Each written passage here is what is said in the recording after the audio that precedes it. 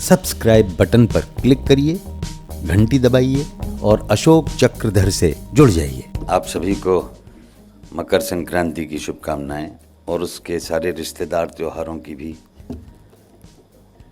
मेरे बारे में इतना गंभीर परिचय दिया गया, सबसे अच्छा नीचे लिखा हुआ था हास्य कवि। तो मुझे लगता है कि हास्य कवि होना ज़्यादा बेहतर बात है और हास्य का भी एक केंद्र खुलना चाहिए आपके यहाँ, जो जिसका प्रोफेसर नहीं तो मुझे कंपाउंडर बना दीजिएगा, कभी कभी वहाँ बुलाते रहिएगा, क्योंकि जब तक लिवर में झंकृति नहीं आएगी हास्य की तो पूरे शरीर को तड़ित तरंगीय गतिमयता से झंकृत नहीं करेगा। और जाहिर है कि आपको जो भी ज़रा सा भी सूत्र मिलता है आप उसको क्रियान्वयन की ओर बढ़ा देते हैं। दो चीज़ें हुई अभी अभी मेरे साथ पिछले 1 घंटे में। जब मैं जिस टैक्सी से आया तो मैंने कहा ILBS जाना है। बोले हाँ लिवर जाओगे ना, तो उसके लिए ये स्थान का नाम लिवर है। मैंने कहा नहीं भैया, मैं किडनी भी जाऊंगा, मैं कैंसर भी जाऊंगा, मैं डायबिटीज़ भी जाऊंगा, मैं वहाँ जो ग्रीन ट्रांसप्लांटेशन है वहाँ भी जाऊंगा, और एवर ग्रीन जो ऑर्गन ट्रांसप्लांटेशन है वहाँ भी जाऊंगा, और वहाँ जो जिम है ना वहाँ भी जाऊंगा। तो एक ही स्थान के इतने सारे नाम हैं, लेकिन टैक्सी वाले के लिए ये लिवर है। अगर ये लिवर है तो जैसा आपने कहा कि लिवर एक केंद्रीय अंग है हमारे शरीर का, जिससे हमारी डायबिटीज़ वाली तंत्रिकाएं भी जुड़ी हैं और बहुत सारी चीज़ें जुड़ी हुई हैं। फिर दूसरी घटना ये हुई कि आप जिस समय हमारे संजीव जी को अपने अस्पताल को दिखा रहे थे, भ्रमण करा रहे थे, और हम सत्येंद्र जी भी आपके साथ रहे होंगे, उस समय मैं यहाँ अग्रिम पंक्ति में बैठा था। तो आदरणीय भाभी जी भी यहाँ विद्यमान थीं, और मैं जहाँ बैठा था उसके बराबर वो आके बैठ गई। जब आप महामहिम लोग आए तो मैंने वो सीट छोड़ दी कि यहाँ डॉक्टर साहब बैठेंगे। तो नहीं बैठे रहिए, क्योंकि वो मेरे पास बैठते नहीं है। जब तक वो सफ़ेद कपड़ों में होते हैं मुझसे दूर रहते हैं, और वो सफ़ेद कपड़े कम से कम 13 घंटे दिन में पहने रहते हैं। तो एक शख्स, अब मुझे टैक्सी वाले को ये भी कहना चाहिए था कि वो श्वेत संताश्रम जाना है। श्वेत परिधान में जो शिव शरीर जी रहते हैं और हर समय बेहतर से बेहतर करने का सोचते रहते हैं। बल्कि मैं कहता कि मुझे ये PVR भी जाना है। इस हॉल को देख के तो लग रहा है कि लिवर PVR जाना है मुझे। इतना बढ़िया हॉल किसी अस्पताल में हो, क्या कभी किसी भारतीय जन ने कल्पना की होगी? प्राइवेट इंस्टीट्यूट हो सकते हैं, अरबपतियों खरबपतियों के लिए हो सकते हैं, लेकिन 300 का फॉर्म कटाने के बाद इन घटाओं में छटाएं देखे, ऐसा तो बड़ा मुश्किल से होता है। सत्येंद्र जी, आप कल्पना नहीं कर सकते, और आप शायद ज़्यादा कर सकते हो, कि एक शख्स जो पूरी ऊर्जा से, चेतना से, मन से, मनोयोग से और हंसते हंसते इस बड़े संस्थान को उठाने में केंद्रीय भूमिका अदा कर रहा है, आप उनको छू भर लीजिए तो आपका रोग दूर हो जाता है। आप उनकी मुस्कान वाली छवि देख के और आत्मीयता वाला संवाद सुन के तो आधा रोग वैसे ही चला जाता है, क्योंकि उससे ऐसे बात करेंगे जैसे पता नहीं ये हमारे रिश्तेदारों के किसी बच्चे का बच्चा है। क्यों भाई, तुम दौड़ नहीं रहे आजकल, हैं क्या कर रहे हो? इस तरह के संवाद होते हैं जिसका बीमारी से कोई नाता नहीं होता, लेकिन बीमारी पकड़ में आ जाती है। तो एक व्यक्ति जो आपको ये बताए बिना कि आप बीमार हैं, आपकी बीमारी का हरण कर ले और उसके सारे चरण पूरा करना जानता हो कि बीमारी सिर्फ उस छोटे से रूम में नहीं होती जहाँ कंसल्टेशन होता है, उसके आसपास होती है, पर्यावरण में होती है, वातावरण में होती है, यहाँ की हवा में होती है, यहाँ की हंसी में होती है, और यहाँ के हक में होती है। तो ऐसे हम इस संस्थान में बैठे हुए हक, हंसी और हवा के दावेदार बनकर यहाँ आते हैं, और बहुत अच्छा उपचार पाते हैं, इसमें कोई संदेह नहीं। ये एक तीर्थ है भारत का, जहाँ लोगों को आकर अच्छा लगता है। तो मित्रों, अब मुझे बताया गया है कि मैं हास्य कवि हूँ। अब हास्य कवि को तो सब जगह गड़बड़ दिखाई देता है। इतना अच्छा दिख जाए तो हास्य कविता चली जाती है। उसमें फिर वंदना की कविता हो, प्रशंसा की कविता हो, चारण परंपरा की, भाट परंपरा की कविता हो, मैं इन पे एक खंड काव्य लिखूं, आहा हा शिव सरीन जी आप कितने महीन जी और आप कितने ज़हीन जी हैं, तो ऐसा कर सकता हूँ। लेकिन यहाँ सत्येंद्र जी बैठे हुए हैं, इस तरह का अस्पताल उन्होंने बनवाने में मदद करी, इसके लिए मैं उनको धन्यवाद देता हूँ। लेकिन जो ऐसे नहीं हैं वो ऐसे हो जाएं, इसके लिए भी आपका प्रयत्न होना चाहिए। और कैसे नहीं होने चाहिए इस पर मैं अपनी एक दारुण व्यथा कथा सुना देता हूँ। इस चार्ट में मेरे लिए 15 मिनट लिखे थे, शायद 3 मिनट ले चुका हूँ। 12 मिनट की एक कविता है, वैसे तो कविता 120 मिनट की है, खंड काव्य है, पर मैं उसमें से 12 मिनट का अंश आपको सुना देता हूँ। और वो कविता क्या है, एक अस्पतालम खंड खंड काव्यम नाम से लिखी गई है। अस्पताल में जो खंड खंड हो जाता है आदमी और खंड काव्य बन जाता है धीरे धीरे, उसकी एक दारुण व्यथा कथा है। मैं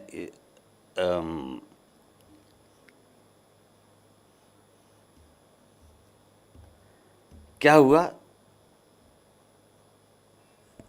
यूं कि खोपड़ी में निकल आई एक फुंसी, मस्तिष्क में लगने लगी घुंसी।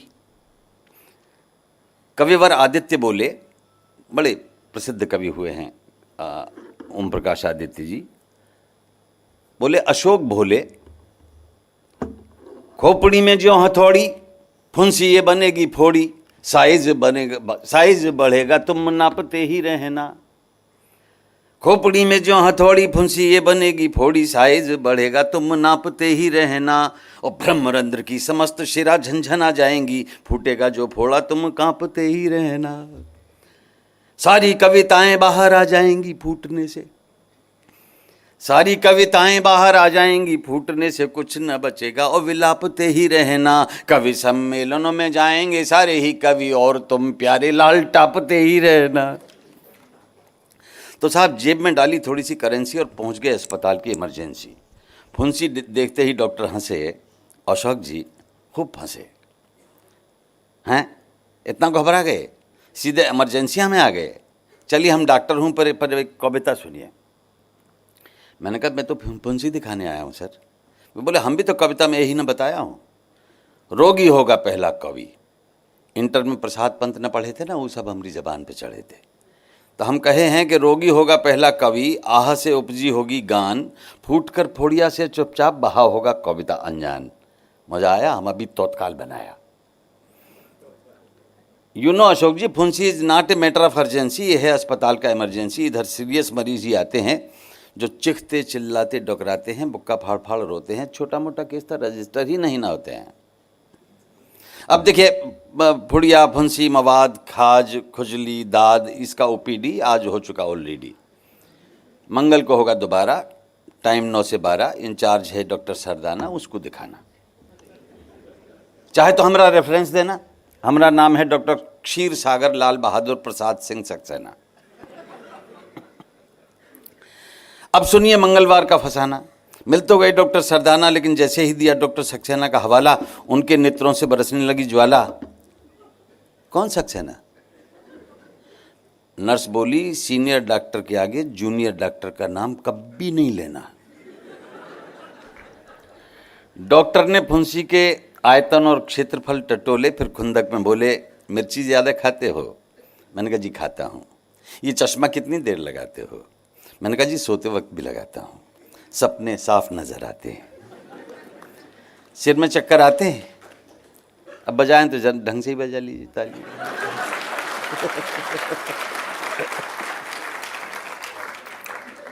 सिर में चक्कर आते हैं जी, अक्सर आते हैं।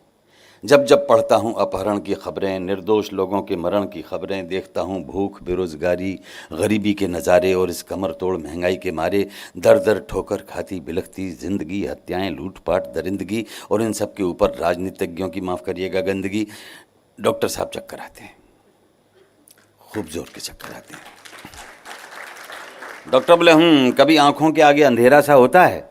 मैंने कहा बिल्कुल होता है डॉक्टर सरदाना, आपने बिल्कुल ठीक पहचाना। जब जब देखता हूँ मजहबी जुनून, सड़कों पर बहता हुआ लाल लाल खून, हर तरफ सुलगती हुई धर्म की आंच, उग्रवादी लोगों की हिंसा का नाच, भारत को लपेटे हुए आफतों का घेरा, आंखों के आगे छा जाता है अंधेरा। अच्छा, पेट में कीड़े हैं? मैंने कहा पेट का तो नहीं मालूम, पर दिमाग में तो है। वे बोले यही तो हम कहें, प्रॉब्लम दिमाग में है। Dermoid cyst infected, maybe diabetes selected, फॉरन एक्सरे कराओ। अच्छा जरा इधर दिखाओ, सिर में बन सकता है ट्यूमर। मैंने कहा जी हकीकत या ह्यूमर? वो बोले ये तो नसीब में तुम्हारे, टेस्ट कराने होंगे सारे, पहले x-ray, blood, urine, barium meal, biopsy के लिए फुंसी की कील, बाद में अल्ट्रासाउंड और कैट स्कैन, हाँ स्टूल टेस्ट भी होगा जेंटलमैन। हमने कहा स्टूल पर बैठे एक टेस्ट तो यहीं कर लीजिए। वे नर्स से बोले इनकी तरफ गौर कीजिए, हैं इन्हें स्टूल टेस्ट के लिए ज़रूर बुलाएंगे, पर पहले अपने स्टूल में छेद कराएंगे। नर्स इन्हें ले जाओ, नेक्स्ट अगले को बुलाओ। तो नर्स हमें कोने में ले गई, प्यार से उसने सब कुछ समझा दिया विस्तार से, हम एहसानमंद हो गए। उधर टेस्ट वाले सारे विभाग 11 बजे ही जैन साहब बंद हो गए। अगले दिन इधर से उधर भगे, कितनी ही लाइनों में लगे, एक टेस्ट यहाँ तो दूसरा, 4th फ्लोर पर एक्सरे विभाग, अस्पताल के आखिरी छोर पर, लाइन लगाओ लाइन लगाओ लाइन लगाओ, लाइन लगेगी, एक्सरे नहीं होगा, सिर्फ डेट मिलेगी। चलिए डेट भी पाई, हफ्ते भर बाद पहुँचे तो मशीन ख़राब बताई। अगली बार पता नहीं फिल्म ख़त्म, अब क्या कर लेंगे आप और क्या कर लेंगे हम। लैब में पूछा रिपोर्ट कहाँ है, उत्तर मिला यहाँ है, पर तुमको नहीं मिलेंगी, सीधा ओपीडी जाएंगी। ओपीडी कहती है रिपोर्ट नहीं आई, लैब कहती है यहाँ से गई, तो चलो वापस ओपीडी जाएं।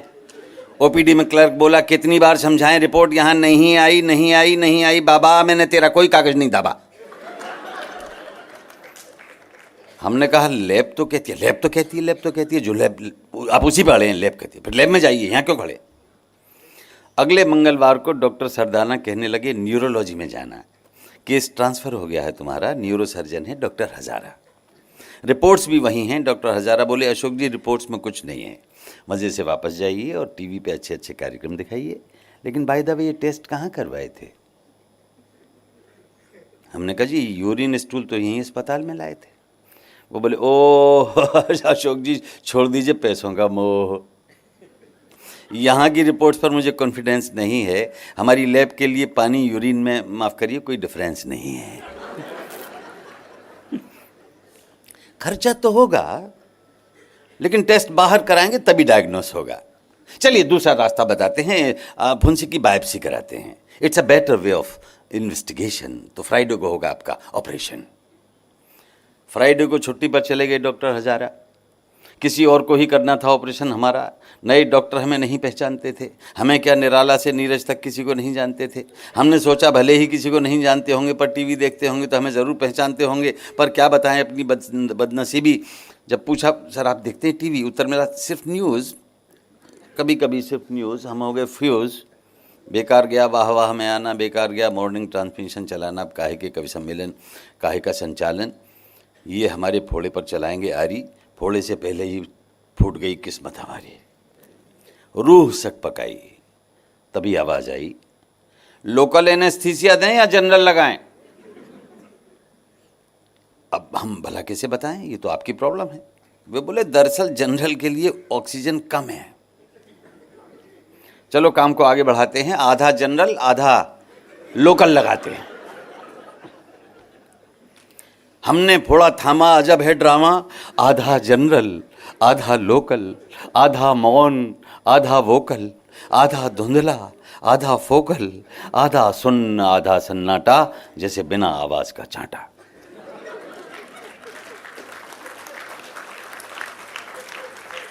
डॉक्टर नया है, हम भांप रहे थे क्योंकि हाथ में औजार कांप रहे थे। आत्मा हो गई अधीरा, लगने ही वाला था चीरा के अचानक भाग्य खुल गए हमारे। ऑपरेशन थिएटर में एक प्रोफेसर पधारे, सौम्य मुख ममतामयी शांत छवि, आप जैसे लगते थे। सौम्य मुख ममतामयी शांत छवि, खुश हो गया कवि, दुग्ध धवल वस्त्रों में गोया करुणा का दया का साक्षात पुतला हो, ये चीरा लगाएं तो कितना भला हो। फोड़े पर उन्होंने स्नेह से हाथ फेरा, लगा जैसे छंट गया अंधेरा। पहने दस्ताने तो हम लगे हर्षाने, अब कुछ नहीं होगा नाजायज़। तभी वो जोर से बोले, कम ऑन बॉयज़।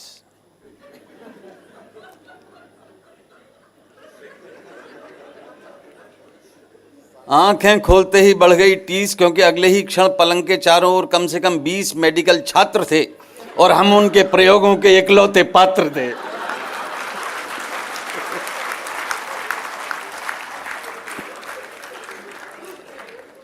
प्रोफेसर बोले, listen dear, the x-ray is not very clear. तुमको पता लगाना है और बारी बारी से बताना है कि फोरे में क्या है। केस बिल्कुल नया है। तो किसी ने सहला कर देखा, किसी ने टटोल कर, किसी ने मसक कर देखा, किसी ने तोल कर। सबके सब फोड़े को तरह तरह से दबाएं। अपनी हालत हम कैसे बताएं। खोपड़ी में बज रहे थे पीड़ा के नगाड़े, हम अंदर ही अंदर दहाड़े, पर बाहर आधा लोकल आधा जनरल एनेस्थीसिया। किसी ने अंदर की दहाड़ पे ध्यान ही नहीं दिया। दर्द हम सह नहीं पा रहे थे और मज़ा ये कि कुछ कह नहीं पा रहे थे। एक बोला, सर सर सर इसमें पानी है। दूसरा बोला, पस है। तीसरा बोला, आई थिंक कैंसर है। चौथा बोला, सर टिटनेस है। प्रोफेसर बोले, फालतू की बहस है। ये क्या है ये जानने के लिए हम थोड़ा वेट करेंगे। कम ऑन, इसे ऑपरेट करेंगे। ए बॉय, तुम्हारा ध्यान किधर है? सहमते हुए लड़का बोला, सर ये आदमी अशोक चक्रधर है, कविताएं सुनाता है, टीवी पे आता है। प्रोफेसर ने लगाई डांट। सो वाट, सो वाट, क्या फ़र्क पड़ता है? ये आदमी है, कवि है, मेंढक है या कीड़ा मकोड़ा है? हमारे लिए तो सिर्फ एक फोड़ा है, फोड़ा।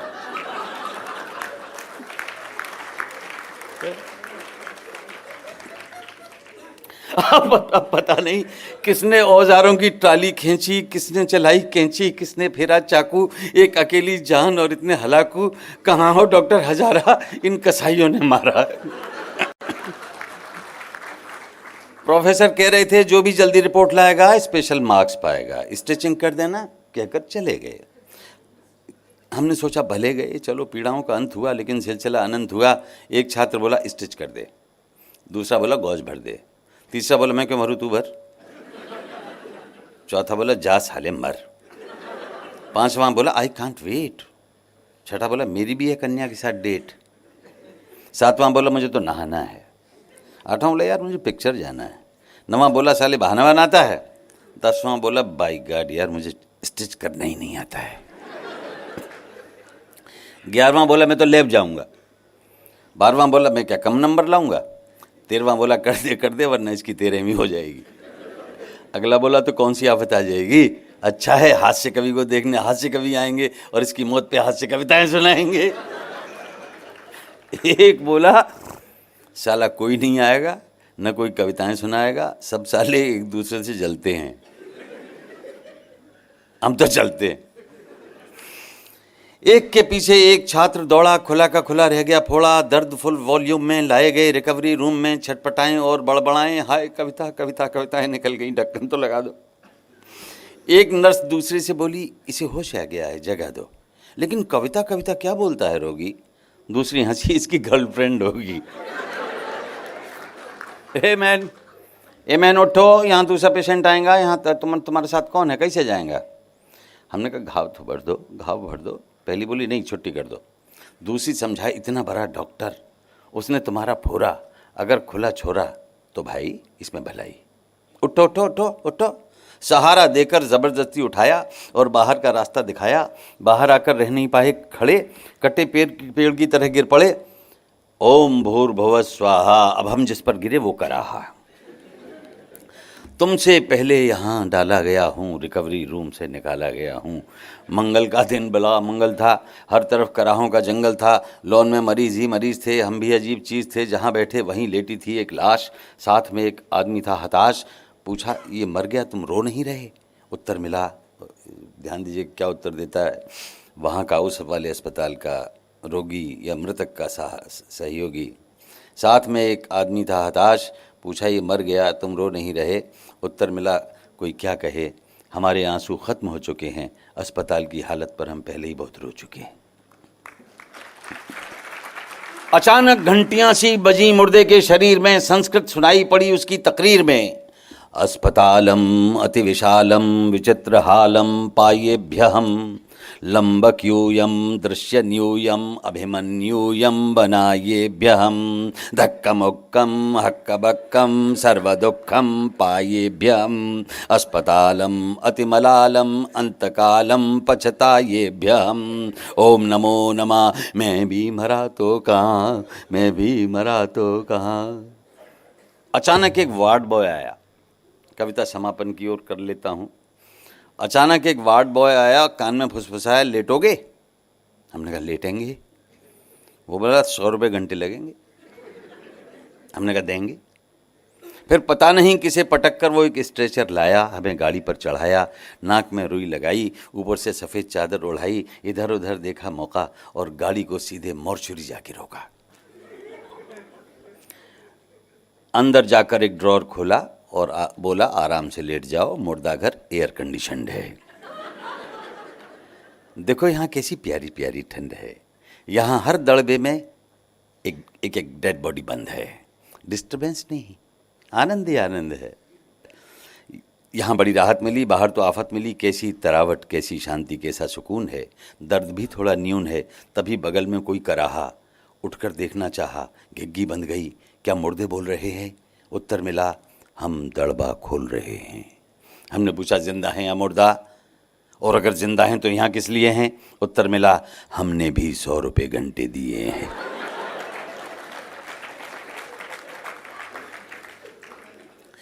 तभी डॉक्टर क्षीर सागर लाल बहादुर प्रसाद सिंह सक्सेना मुर्दा घर में घुसे, कोट उतारा, अंगड़ाई ली और होले होले हंसे, एक ड्रॉर खोली और सो गए। हम देखकर धन्य हो गए। वाह रे अस्पताल तुझे नमन है, तू तो चैन का चमन है, मौत का गुलिस्तान है, सर्वश्रेष्ठ स्थान है। और हमारा देश सचमुच महान है, जहाँ मुर्दे तो चैन से एयर कंडीशन रूम में सो रहे हैं और करोड़ों लोग अपनी ज़िंदगी सलीब की तरह ढो रहे हैं।